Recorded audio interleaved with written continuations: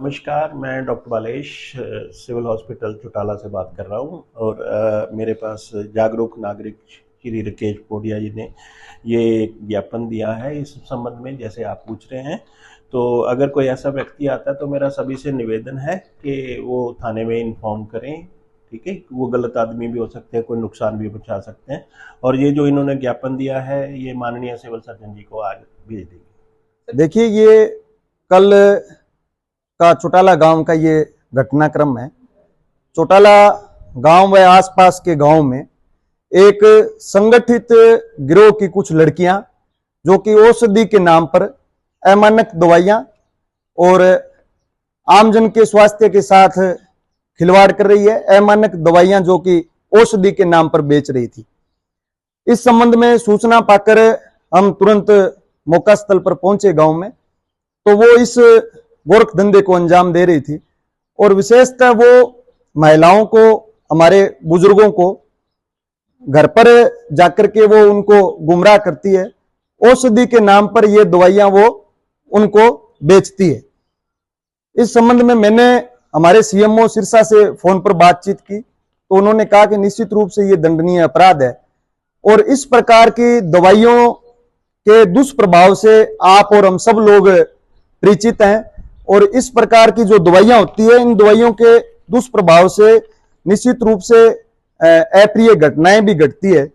जब उन लड़कियों से हमने दवाइयों और मानक लाइसेंस के संबंध में पूछताछ की तो उनके पास कोई संतोषजनक जवाब नहीं था। उसके बाद हमने उनको आधार दिखाने के लिए कहा, उन्होंने अपना आधार भी नहीं दिखाया। नाम पूछने पर एक लड़की ने अपना नाम सावित्री बताया है और उसके बाद उन्होंने अपने प्रबंधक से बातचीत करवाई। उनके पास भी दवाइयों के संबंध में कोई संतोषजनक जवाब नहीं था।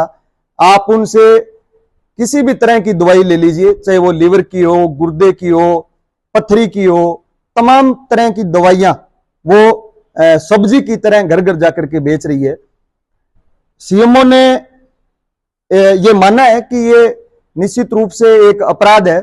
मैंने कल ही सीएमओ को व्हाट्सएप पर इस संबंध में शिकायत भेज दी। आज हमने यहाँ एसएमओ के मार्फत सीएमओ को ये ज्ञापन सौंपा है। हमारी ये मांग है कि जब उनके पास ना तो कोई लाइसेंस है और ना ही दवाइयों की कंपनी के संबंध में हमें कोई जानकारी है, ना उनको कोई जानकारी है कहां से वो दवाइयां लेकर के आती है। और चौटाला गांव और आसपास के गांव में जब हमने पता किया तो हर सप्ताह वो आकर के यहाँ ये दवाइयां बेचने के इस गोरख धंधे को अंजाम देती है। हर सप्ताह वो यहाँ आते हैं। आम जनता से हमारी ये अपील है कि आप सब लोगों को इनसे सावधान रहना है।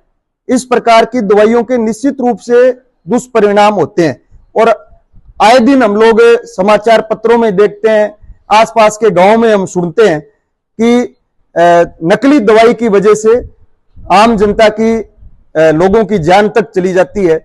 लोग गंभीर रूप से बीमार हो जाते हैं, उसके बाद महीनों तक चारपाई में पड़े रहते हैं।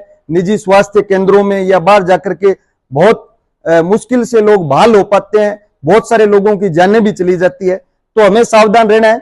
अगर आपके पास कोई घर पर इस प्रकार की दवाइयां बेचने के लिए आए तो आप तुरंत पुलिस को सूचना दें, आप सीएमओ एसएमओ को सूचना दें। ड्रग इंस्पेक्टर इस पर निश्चित रूप से कार्रवाई करेगा।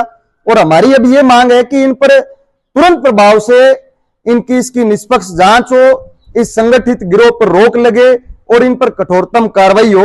संगठित गिरोह में इसलिए कह रहा हूं कि पहले उन्होंने एलनाबाद मेरी बात करवाई अपने प्रबंधक से और उसके बाद बठिंडा से आज सुबह से मेरे पास फोन आ रहे हैं। वो एक तरह से दबाव बनाने का भी प्रयास कर रहे हैं, डराने धमकाने पर भी वो आमदा है और एक तरह से वो प्रयास कर रहे हैं कि किसी तरह ये कार्रवाई न करवाए। मेरी सब लोगों से प्रार्थना है कि आप आम जनता इस सावधान रहे, सतर्क रहे, इन लोगों से बचें और तुरंत पुलिस को सूचना दें। आपका धन्यवाद।